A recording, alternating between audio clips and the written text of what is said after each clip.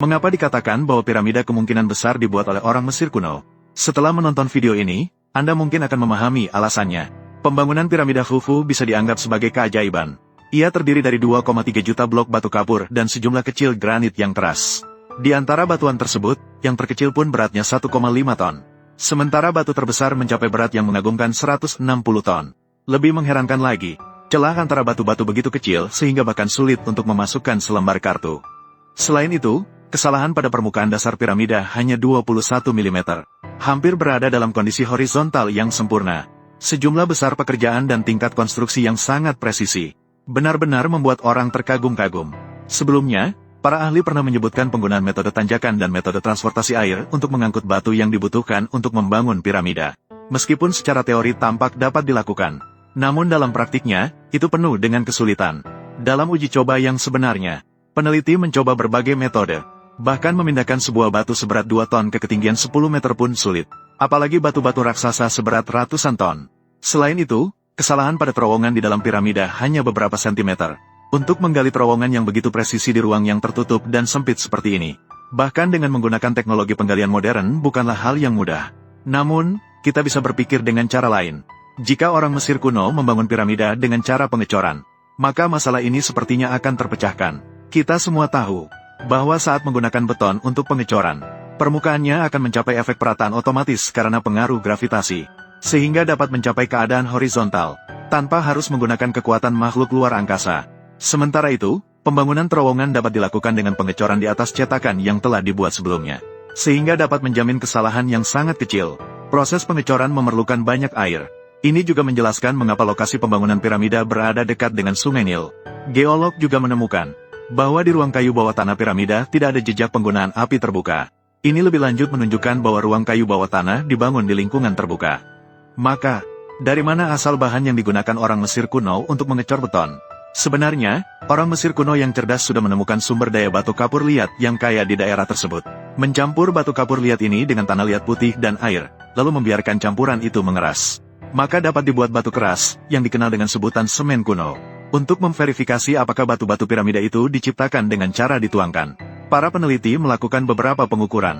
Perlu diketahui, bahwa batu-batu di bumi dapat dimagnetisasi, dan arah magnetisasi mereka berbeda-beda. Namun, hasil pengukuran menunjukkan bahwa arah magnetisasi batu-batu piramida semua konsisten. Ini jelas tidak bisa dijelaskan hanya dengan kebetulan. Pada saat yang sama, para peneliti juga menemukan, di dalam piramida terdapat banyak kayu yang terbenam di dalam batu. Jika menggunakan kekuatan luar untuk menyisipkan kayu tanpa celah ke dalam batu keras, ini jelas tidak mungkin dilakukan. Satu-satunya penjelasan adalah, kayu-kayu itu dimasukkan ke dalam batu saat proses pengecoran. Kayu-kayu ini sebenarnya adalah cetakan yang digunakan untuk menuangkan beton. Namun, beberapa teman mungkin mempertanyakan, batu-batu untuk membangun piramida tidak hanya terdiri dari batu kapur tetapi juga granit.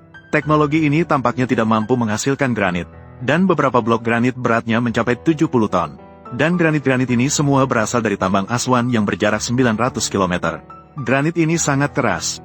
Orang Mesir kuno sebenarnya bagaimana cara mereka menambang dan mengangkut batu-batu ini? Dalam proses menggunakan batu kapur untuk membuat beton, mereka mungkin menemukan sebuah rahasia.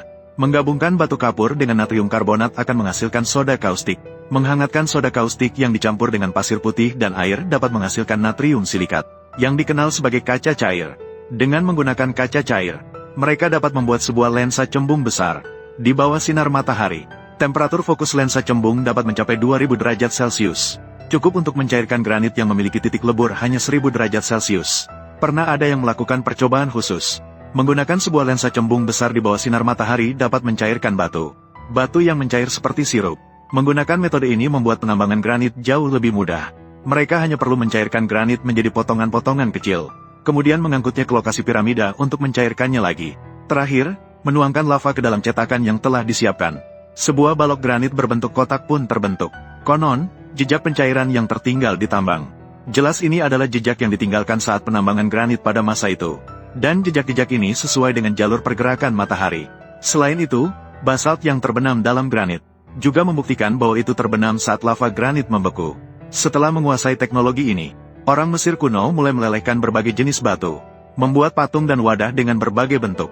Setelah orang Romawi kuno menginvasi orang Mesir kuno, teknologi ini juga sampai ke tangan mereka. Kemudian, orang Romawi kuno menggunakan teknologi ini untuk membangun banyak kuil Romawi. Jika metode memahat batu digunakan sepenuhnya untuk membangun bangunan ini, jelas ini sulit untuk diwujudkan. Selain itu, ketika teknologi ini menyebar, pembangunan patung-patung unik dan bangunan batu di seluruh dunia menjadi jauh lebih mudah. Sekarang, jika kita melihat kembali piramida, apakah Anda merasa bahwa itu tidak begitu misterius? Selama menggunakan cetakan dengan baik, orang Mesir kuno dapat dengan mudah mencetak batu-batu besar,